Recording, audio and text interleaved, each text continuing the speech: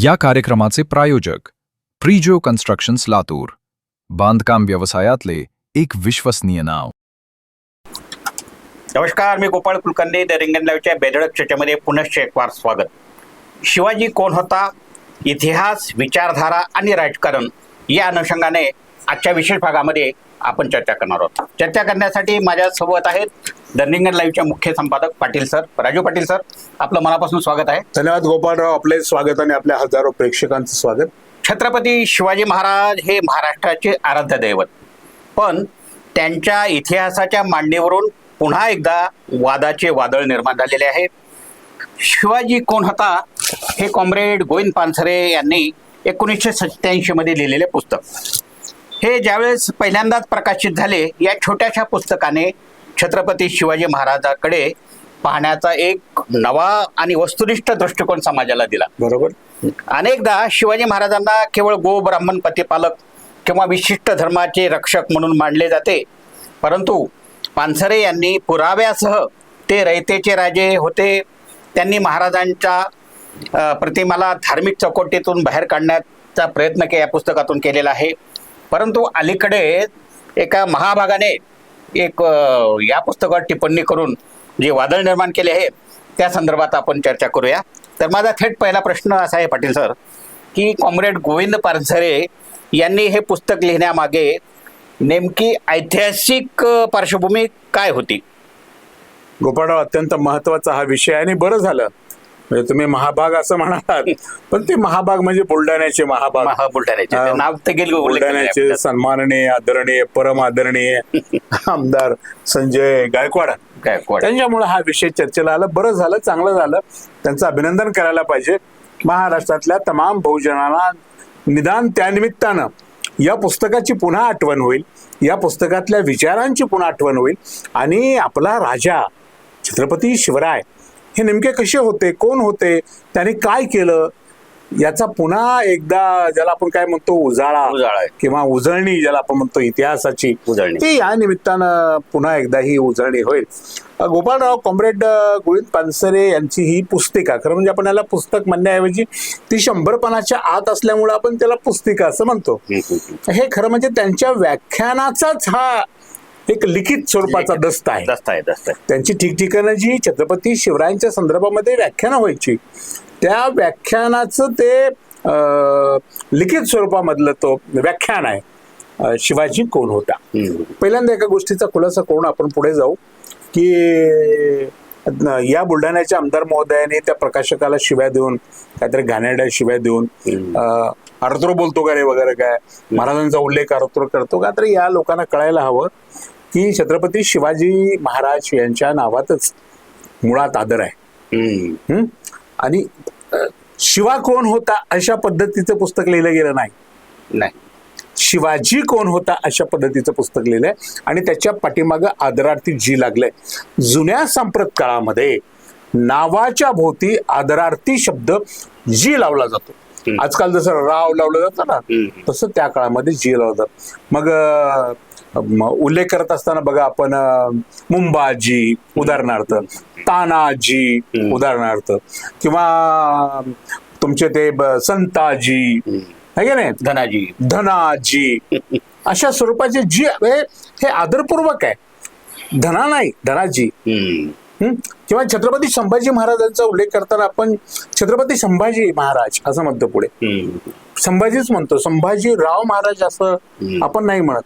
त्यामुळं त्यांनी कोणाचा जर असा गैरसमज असेल की त्यांनी एकेरी लिहिलं तर ते चुकीचं आहे. दुसरी व्याख्या, अत्यंत जवळच्या माणसाला, अत्यंत प्रिय व्यक्तीला आपण आदरार्थी संबोधन वापरत नाही. जसे की आपली आई, जसे की आपला भाऊ, त्याला आदरार्थी संबोधन आपण वापरत नाही. आईचा उल्लेख अगं आई असंच करतो आपण, अहो आई असं नाही करत आहेत. म्हणजे एवढं ते जवळचं नातं आहे. मला वाटतं कॉम्रेड गोविंद पानसरे यांना हे नातं अभिप्रेत असलं पाहिजे आणि त्यांनी शिवाजी असा उल्लेख केला असला पाहिजे पुस्तकामध्ये. आणि त्या काळामध्ये गोविंद पानसरेंना असं वाटलं की छत्रपती शिवाजी महाराजांना गो ब्राह्मण प्रतिपालक इथंच घोटाळा चाललंय. त्यांचं महान कार्य, त्यांचं सामाजिक दृष्टिकोन, रयतेचा राजा, हे रयतेचं त्यांचं राजत्व, हे सगळं बाजूला ठेवून छत्रपती शिवाजी महाराज म्हणजे गायीचे रक्षक आणि ब्राह्मणांचे रक्षक, त्यांचं कामच संपलं. अशा प्रकारे त्यांना हे तत्कालीन ते काय प्रवचनकार किंवा काय ती अशी मंडळी त्या विशिष्ट विचारात बांधत होती. गोविंद पानसरेंनी छत्रपती शिवाजी महाराज कसे होते नेमके त्याचं स्वरूप आपणाला जनतेला महाराष्ट्रातल्या कळलं पाहिजे, यासाठी या पुस्तकाची निर्मिती केली. आमदार संजय गायकवाड यांनी पुस्तकातील ज्या संदर्भावर प्रश्न उपस्थित केलेले आहेत त्याला इतिहासकारांच्या नजरेतून काय आधार आहे? आता संजय गायकवाड आणि इतिहासकार, गोपाळराव कोण संजय गायकवाड? तो संजय गायकवाड ज्यांच्यावर 10 गुन्हे दाखल आहेत, त्यांनी या पुस्तकावर बोलावं. ज्या संजय गायकवाड यांचं शिक्षण 8वी पास आहे, त्यांनी याच्यावर भाष्य करावं का? त्यामुळे तो बाजूला ठेवा संजय गायकवाड आणि कॉम्रेड गोविंद पानसरे आणि त्यांचं पुस्तक, त्यातले छत्रपती आपल्याला आज लोकांच्या समोर घेऊन जायचे. वा. आता हे पुस्तक जे आहे पाटील साहेब, की शिवाजी महाराजांना एका विशिष्ट चौकटीमध्ये, म्हणजे उदाहरणादाखल केवळ धर्मरक्षक किंवा सेक्युलर असे अडकवले जाते काय, आणि महाराजांच्या अष्टपैलू व्यक्तिमत्वाचा विचार करता हे पुस्तक अपूर्ण ठरते आहे का? बघा, मुळात गोपाळराव आपण हे समजून घेतलं पाहिजे की जगाच्या पाठीवर असंख्य राजे झाले, राजपुत्र झाले, अनेक संस्थानिक झाले. छत्रपती शिवाजी महाराजांचं वैशिष्ट्य काय माहितीये का? राज्याची निर्मिती करून झालेला राजा. पहिल्यांदा त्यांनी काय केलं? राज्याची निर्मिती, राज्य निर्मिती केली पहिल्यांदा, आणि पुन्हा त्या राज्याचा तो राजा झाला. आता राजा होत असताना राजा होण्याचे त्यांना अधिकार आहेत का? नाही. ते क्षत्रियच नाहीत, त्यामुळं त्यांना राजा होण्याचा अधिकार नाही. तो फक्त ब्राह्मणांना आणि क्षत्रियांना होता. अशा अनेक इतिहासामध्ये पुरावे आपण पाहतो. त्यांचा राज्याभिषेक करायला समस्त ब्राह्मण मंडळीने दिलेला नकार, आणि दुसरी काशीच्या गागा भट्टाने प्रचंड सुवर्ण मुद्रा, अगदी ट्रकभर आपल्या आजच्या भाषेत एवढ्या घेऊन केलेला राज्याभिषेक, तोही अपूर्ण राज्याभिषेक, तोही वेदमंत्र उच्चारामध्ये नाही. हा इतिहास आहे, भयानक इतिहास आहे हा. पण आपल्याला तोही इतिहास आपण बाजूला ठेवलाय. आपण आयुष्यभर काय इतिहासाची पानं चालण्यामध्येच थांबणार नाही आहोत. आपल्याला पुढे जायचं, प्रगती करायची. आणि हे करत असताना आपला हा राजा हा कुठल्या एका जातीचा राजा नव्हता. हे बघा, छत्रपती शिवाजी महाराज हिंदू होते, त्यांना हिंदुत्वाचा अभिमानही होता. ते सर्व धार्मिक परंपरा अत्यंत चांगल्या पद्धतीनं पाळत होते. आपल्या धर्माचा अत्यंत आदरपूर्वक सन्मान करत होते. परंतु याच बरोबर ते परधर्माच्या बाबतीमध्ये अत्यंत सहिष्णु होते. ते कुठल्याही धर्माचा अजिबात द्वेष करत नव्हते. त्यात मुस्लिम धर्माचाही ते कधी द्वेष करत नव्हते, किंवा त्यांची लढाई, त्यांच्या स्वराज्यासाठीची जी तळमळ होती ती मुस्लिमांच्या विरोधामध्ये कधीच नव्हती. उलट पक्षी गोपाळराव, आपण जर छत्रपती शिवाजी महाराजांची असंख्य पुस्तकं जेव्हा वाचलो तेव्हा छत्रपती शिवाजी महाराजांना हिंदूने विरोध केला. मिर्झा राजे जयसिंग एक उदाहरण आपण त्यातलं घेऊया, आणि मग वतनदार, पाटील, देशपांडे, देशमुख, हे सगळी जी मंडळी त्या काळात ते होती ना, ते विरोधात होती छत्रपतींच्या. अनाजी कृष्णाजी हे तर होतेच होते, अंतर्गत विरोधक होते ते. पण ज्याला क्षत्रिय म्हटलं जात होतं ते तत्कालीन मराठे होते. हे सगळे छत्रपतींच्या विरोधात. छत्रपतींनी सोबत कोणाला घेतलं? गरीब शेतकऱ्या, गरीब लोकांना, जे वतनदार नाहीत, 18 पगड जातीचे. मग तर त्यामध्ये दलित आले, त्यामध्ये मुस्लिम आले, त्यामध्ये लोहार, कुंभार, तेली, माळी, चाळी, अशा असंख्य 18 पगड जातीच्या सामान्य माणसाला एकत्र केलं. सामान्य माणसासाठी स्वराज्य निर्माण करताना ते सामान्य माणसाला सोबत घेऊन स्वराज्य निर्माण केलं. जगाच्या पाठीवर छत्रपतींची महती काय? छत्रपती आयते कोणाच्या राज्यावर बसलेले नाहीयेत, एका धर्मासाठी राज्य करणारे राज्यकर्ते नाहीयेत. छत्रपती केवळ, आणि छत्रपतींनी त्यांच्या आयुष्यामध्ये कधीही हिंदुत्व या विषयाला महत्व दिलेलं नाही. त्यांचा आपल्या जातीचा जो अभिमान आहे तो त्यांच्या पुरता मर्यादित आहे. किंवा छत्रपती हिंदूंचे राजे होते म्हणून त्यांनी मस्जिदी पाडल्या नाहीत. इतिहासामध्ये नोंद नाही गोपाळराव की छत्रपतींनी अमुक अमुक ठिकाणची मस्जिद उद्ध्वस्त केली आणि तिथे मंदिर बांधलं. आहे का तो उदाहरण? असं उदाहरण आपल्या भारताच्या छत्रपतींच्या इतिहासामध्ये नाही पूर्णपणे. हो, त्या काळी ही गोष्ट खरी होती की युद्ध, हे बघा, त्या काळातली सगळी युद्ध ही धर्मयुद्ध नव्हती. त्या काळातली सगळी युद्ध ही स्वामिनिष्ठेची युद्ध होती, राज्यकारभाराच्या विस्ताराची युद्ध होती, पूर्णपणे संपत्तीची युद्ध होती, सत्तेची युद्ध होती, मस्तवालपणा करायला संधी मिळावी अशा पद्धतीची ती युद्ध होती. तिथे धर्म नव्हता. औरंगजेबाच्या दरबारामध्ये किती हिंदू होते? प्रचंड हिंदू सैन्य त्यांच्याकडे होतं पूर्णपणानं, त्यांच्याही दरबारात होतं, अकबराच्या दरबारामध्येही होते. असा इतिहास आहे आपला. आणि छत्रपती शिवाजी महाराजांच्या सैन्य दलामध्ये, घोडदळामध्ये, तोफखान्यावर विशिष्ट आपला जो अंगरक्षक असतो, हे सगळे मुस्लिम समाजाचे. एवढा जर छत्रपती शिवाजी महाराजांचा द्वेष मुस्लिम समाजाच्या किंवा त्या मुस्लिम धर्माबरोबर असता तर त्यांनी हे बाळगले असते का? आपल्या जवळ सगळी मुस्लिमांची फौज. ही लोकांना कळलं पाहिजे. त्यासाठी विषय समजून घ्यायचा नाही. काही करा, पहिलं पान बघायचं नुसतं. ह्या गायकवाडांचं जसं बघितलं तसं पहिलं पान काय वाच ना भैया. वाचायचंच नाही ना, वाचायचंच नाही, वाचत नाही. बुलढाण्याच्या तुम्ही जिजाऊ महासाहेबांच्या गावच्या तुम्ही किती शहाणे असले पाहिजे. आणि आम्ही वंशजाच्या त्यांच्या आहेत. तुम्ही वंशजाच्या गावच्या, तुम्ही वंशज आहात की नाही माहित नाही, पण सांगता तुम्ही. तुम्ही न वाचता न अभ्यास करता. ठीक आहे, गोविंद पानसरेंचा तुमचा विरोध आहे हिंदुत्ववादी संघटनेचा, मला मान्य आहे. त्यात त्यांचा खून झाला. कसं पचेल? एक धार्मिक संघटना ज्या आहेत हिंदुत्ववादी विचाराच्या, त्या संघटनेला, त्या पक्षाला गोविंद पानसरे कसे पचतील? कारण त्यांनी सांगितलं नाही बाबा, ही लढाई हिंदुत्वाची नव्हती. छत्रपती शिवाजी महाराज केवळ हिंदूंच्या साठी त्यांनी हे स्वराज्य उभा केलं नाही, तर सगळ्यांसाठी उभा केलेलं त्यांचं स्वराज्य आहे. ते सगळ्यांवर सारखं प्रेम करत होते. आणि अहो, छत्रपती शिवाजी महाराजांसाठी मरायला लोक तयार होत होते. मुस्लिम समाजाची का होत होती? तुम्ही त्यांना मुस्लिमचा विरोधक राजा म्हणता. एवढे जर ते मुस्लिम विरोधक असते तर सगळा तमाम मुस्लिम समाज तात्कालीन त्यांच्यासाठी मरायला तयार झाला असता का? युद्धामध्ये छत्रपती शिवाजी महाराजांची आज्ञापत्र जर आपण वाचली तर ते आपल्या सगळ्या सैनिकांना, सरदारांना आदेश करत होते की युद्धामध्ये, चढाईमध्ये जर तुम्हाला तुमच्या हाताला कुठे महिला लागल्या, मुस्लिम महिला, तर त्यांना सुरक्षित त्यांच्या परिवारापर्यंत पोहोचवण्याची काळजी घ्या. हे करताना कुठे जर धर्मग्रंथ कुराण लागला हाताला तुमच्या, तर ते सन्मानपूर्वक घ्या आणि आपल्या सैन्यातल्या मुस्लिम सैनिकाकडे ते आदरपूर्वक सन्मान करा. छत्रपती शिवरायांनी एकीकडे म्हटलंय त्या कुराणाच्या संदर्भामध्ये बोलताना सुद्धा की ज्या कुराणामध्ये संपूर्ण ब्रह्मांडाचा, सृष्टीचा परमेश्वर एक आहे असं म्हटलंय. किती सन्मान करत होते कुराणाचा, मस्जिदचा, मुस्लिमांचा, आणि तितका सन्मान करत होते ते हिंदूंचा, हिंदू सभ्यतेचा, हिंदू धर्मग्रंथाचा.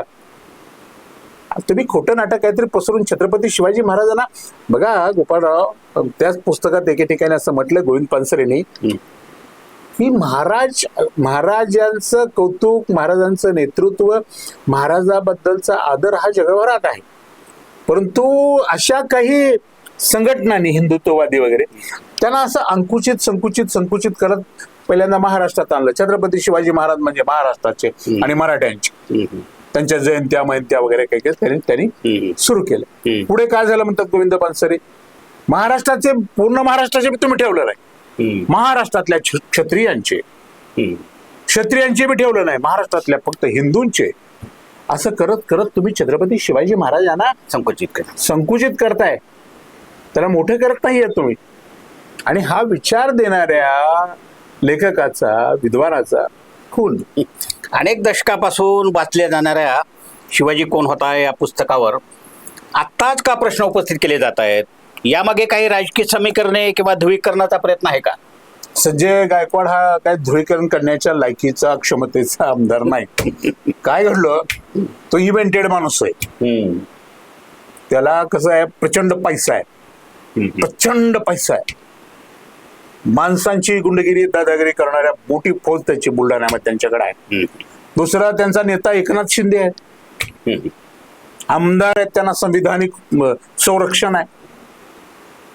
काही विधान करायला काय लागेल? राहुल गांधीची जो जीप छाटेल त्याला मी 11 लाख रुपये देतो. या देशाच्या एवढ्या मोठ्या नेत्याची जीप छाटणाऱ्याला त्यांना 11 लाख दिलं.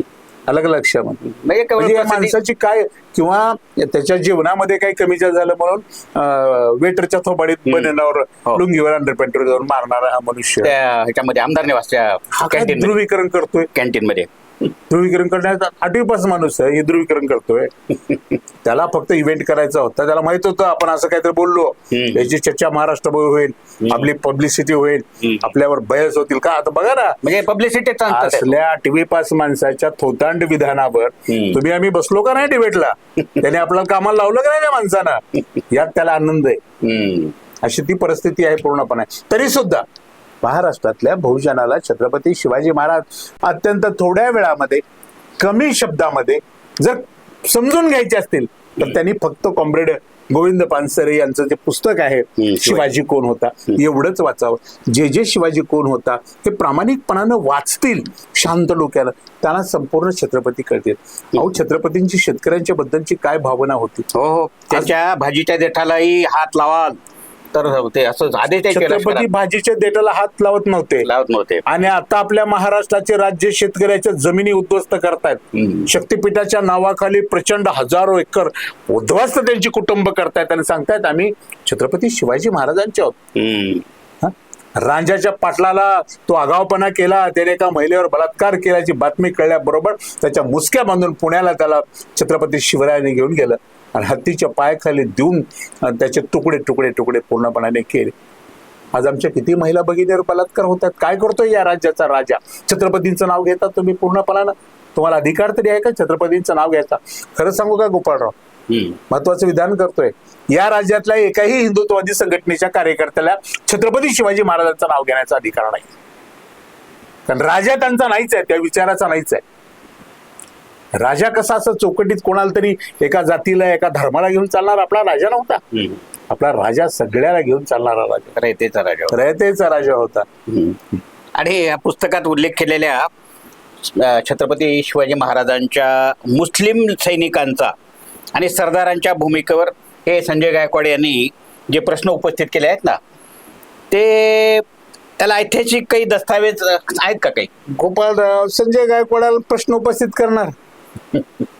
प्रश्न उपस्थित करायला निदान कमीत कमी ग्रॅज्युएट तर माणूस राहू द्या, 8वी पास. तेव्हा वाचन तर पाहिजे, चिंतन कर, वाचन कर, इतिहासाचे संदर्भ अभ्यास कर. कधी आयुष्यात वाचलं नाही. कोणतं कोणाच्या लग्नात गेल्यानंतर एक पुस्तक भेट दिलं, त्याच्या बायकोने मला पुस्तक दिलं म्हणून ह्यांच्या हातात दिलं आणि त्यांनी पानं बघितलं त्याच्यावर भाष्य करायला लागले.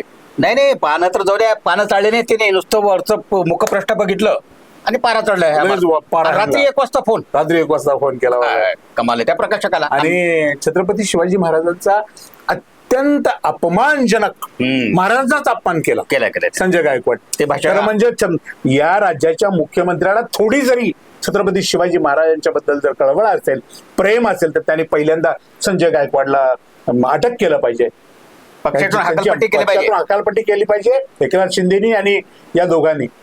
छत्रपती शिवाजी महाराज तुझ्या आईचा नवरा आहे अशा पद्धतीची भाषेत आपण उल्लेख करू शकत नाही. पण एखादा नमुना म्हणजे एवढीच आपण प्रेक्षकांना अवमान नाही आमच्या राजाचा हा.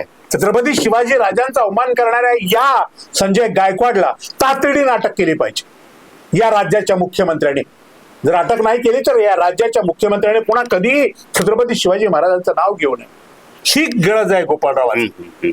पण हे असले राजे महाराष्ट्राचे आणि ह्यांचा राज्यकारभार, छत्रपतीचा धादा अवमान केला अनेक लोकांनी. कोणावर कसला गुन्हा नाही, कोणाला कसला अटक नाही. आनंदानं तुम्ही बघता ह्या सगळ्या गोष्टी. रक्त खवळता, पित्त खवळता महाराष्ट्राचं. महाराष्ट्र एवढा मूर्ख राहिलेला नाही. तुम्ही तुमच्या सत्तेसाठी, राजकारणासाठी छत्रपतींचा अशा पद्धतीचा अवमान आहे. तो बाजूला सगळे विषय, कॉम्रेडही बाजूला, ते पुस्तकही बाजूला, तो प्रकाशकही बाजूला. छत्रपतींच्या बाबतीमध्ये विधान करताना तुम्ही काय विधान करता? मनचं बोलत नाही, रेकॉर्डिंग आहे, आपल्याकडे आहे उपलब्ध ते सगळं. अशी लोक आणि अशी लोक कायदे मंडळात आहेत, असे लोक सरकार चालवतात. दुर्दैव महाराज. असे लोक महाराष्ट्रानं कसं पुढे गेलं पाहिजे हे ठरवतात. अशी लोक तुमचं आमचं जीवन ठरवतात. अशी लोक या पुरोगामी महाराष्ट्राची प्रगती आम्ही करणार आहोत म्हणून सांगतात.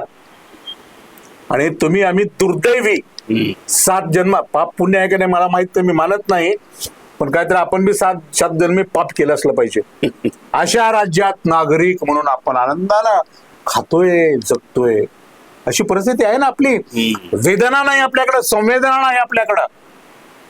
कुठेही मूर्खानं काही म्हटलं की हा हा हा म्हणायची पाळी आज आपल्यावर आली. कुठे आहेत महाराष्ट्रातले विद्वान, कुठे आहेत लेखक महाराष्ट्रातले, कुठे आहेत इतिहासकार महाराष्ट्रातले, कुठे आहेत छत्रपतींचा झेंडा घेऊन फिरणारे महाराष्ट्रातले ते लाखो तरुण, की त्या तरुणांना या आमदारांना छत्रपतींचा काय अवमान केला हे कळत नाही. कुठे आहेत हे सगळे? काही नाटक करतात केवळ.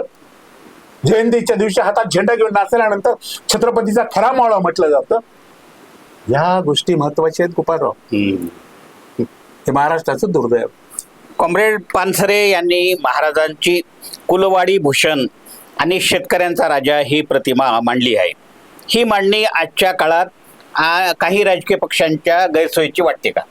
नाही, त्यांना तेच ठेवायचं होतं. बहुजन प्रतिपालक नाही, ते गो ब्राह्मण प्रतिपालक. म्हणजे छत्रपती शिवाजी महाराजांना छत्रपती म्हणजे एक योद्धा, एक वीर, एक राजा ठेवायचंच नाहीये. तो त्यांना प्रतिपालक, कुठंतरी देवत्व करत, त्यांचं देवत्व देव करायचं छत्रपतींचा. आणि एकदा छत्रपतींचा देव केला की मग देवाच्या दरबारामध्ये राज्य कोणाचं असतं? याच लोकांचं नाव. ज्यांचा प्रतिपाळ केला छत्रपतीने त्यांचा.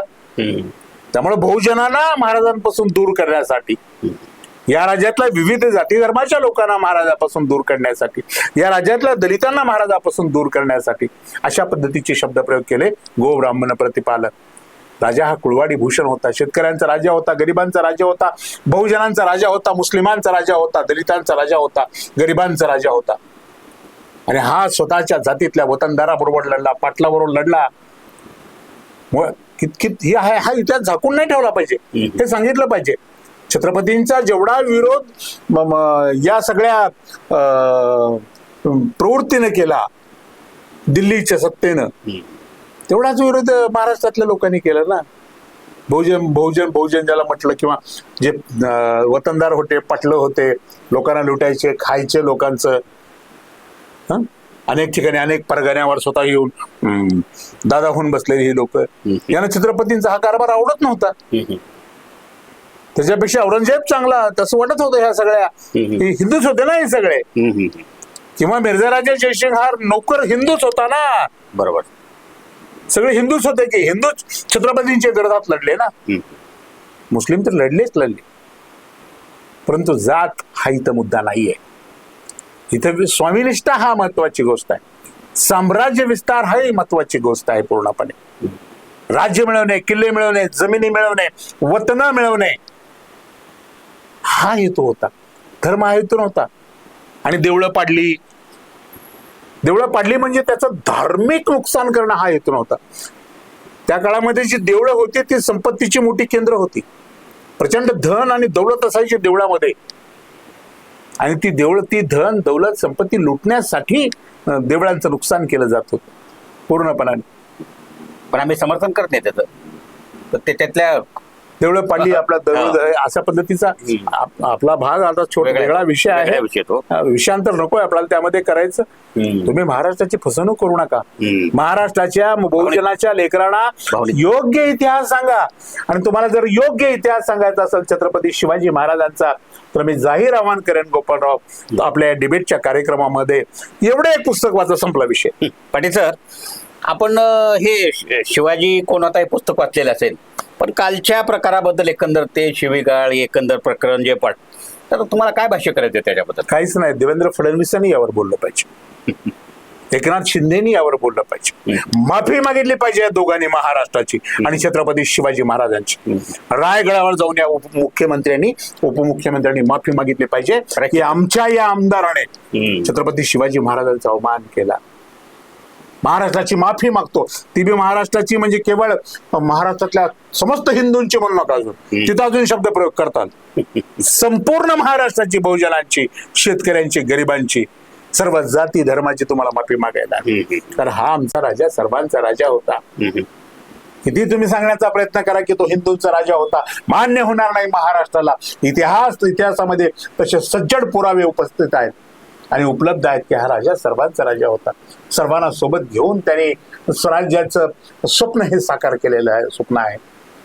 आणि छत्रपती शिवरायांच्या बाबतीमध्ये बोलताना पुन्हा कुणी गोळोबा ब्राह्मण प्रतिपालक असा शब्द करू नका, लिहू नका असं काही. कुळवाडी भूषण लिहा पूर्णपणाने, किंवा छत्रपती लिहा, किंवा शेतकऱ्यांचा राजा लिहा, रयतेचा राजा लिहा, असले शब्द प्रयोग करा. पण ते तुम्ही गो ब्राह्मण प्रतिपालक वगैरे लिहू नका. याने तर सगळ्या देशाचं राज्याचं वाटोळ झालंय. सावध राहा या सगळ्या गोष्टीपासून, अशा प्रकारचं आवाहन सुद्धा या निमित्तानं करतो. आणि गोपाळराव संजय गायकवाड हा चर्चेचा विषय, त्यांच्यावर डिबेट करावी, चर्चा करावी, त्यांची इच्छा आहे. आपल्यावर कसं आहे माहितीये का, त्या माणसाला काहीच वाटत नाही. आगे ना पिछे, मारतो बघ, येतो बघ, फडतो बघ, तोडतो बघ. राहुल गांधीचं जीप छाटायला लागतो तुमचे आमच्यासारखे, किंवा हे प्रकाशक आपला गरीब कोल्हापूरचा आंबी, त्याचं काय गरीबाची हे. पण त्याची आई म्हणली ये दारात तुला हानते बुटानं, म्हणली जाहीरपणानं ते टीव्हीवर बोलली तसं मीडियाच्या समोर. पण तो महत्वाचा नाही आहे याच्यातला महत्वाचे आहे देवेंद्र फडणवीस राज्याचे मुख्यमंत्री, कारण त्यांचे सरकार एकत्र आहे, महायुतीतला हा आमदार आहे, त्यावर ते काय बोलणार आहे. एकनाथ शिंदे संपूर्ण महाराष्ट्राला सांगतात, छत्रपतीचं 100दा नाव भाषणामध्ये घेतात. आज त्यांची ही जबाबदारी आहे की त्यांनी यावर बोललं पाहिजे आणि महाराष्ट्राची माफी मागितली पाहिजे समोर. तर मित्रांनो, अशा पद्धतीनं एकच आव्हान या निमित्तानं करणार आहे. बरं झालं या गायकवाड नावाच्या या बाबांना अशा पद्धतीचा विषय उपस्थित केला. त्या निमित्तानं तुम्ही कॉम्रेड गोविंद पानसरे यांचं शिवाजी कोण होता हे पुस्तक जरूर वाचा.